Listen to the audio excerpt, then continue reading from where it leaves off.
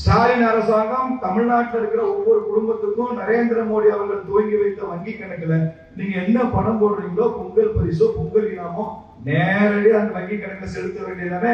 அப்படித்தானே பண்ணிட்டு இருக்கிறார் நரேந்திர மோடி. மோடி அரசாங்கம் அப்படிதான் நடக்குது. நீங்க ஏன் பண்ண முடியல?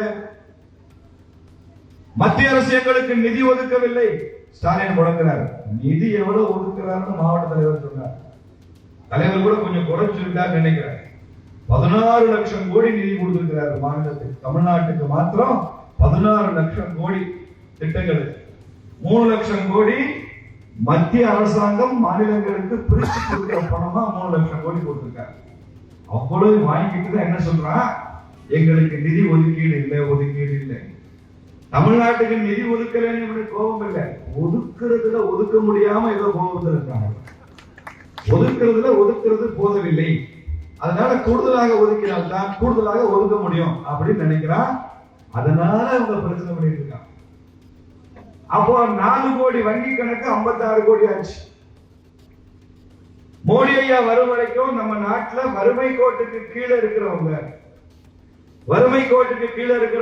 என்ன அர்த்தம், அதுக்கு சில வரையறைகள் வச்சிருக்காங்க. ஒரு நாள் வருமானம் எவ்வளவா இருக்கணும் அப்படின்னு ஒரு வரையறை. ஒரு நாளைக்கு நாம சாப்பிடுற சாப்பாடு 2400 கலோரிக்கு கீழே இருந்தா அது வறுமை கோட்டுக்கு கீழே அப்படின்னு ஒரு கணக்கு இருக்கு.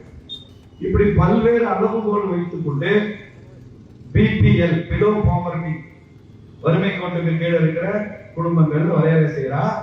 அப்படி வறுமை கோட்டுக்கு கீழே இருக்கிற நபர்களுடைய எண்ணிக்கை 23%. மோடி வரும்போது 100 பேர் இந்தியர்கள் இருக்காங்கன்னா 23 பேர் வறுமை கோட்டுக்கு கீழே இருக்கிறவன்.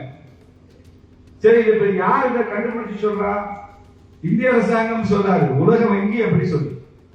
உலக வங்கிங்கிறது நம்ம நாட்டுக்காரன் செய்ய ஆராய்ச்சி இல்ல, வெளிநாட்டுல இருக்க அமெரிக்கால. அவன் கண்டுபிடிச்சு சொல்றான், மோடி வரும்போது 100 பேர்ல 23 பேர் வறுமை கோட்டுக்கு கீழே இருந்தாங்க.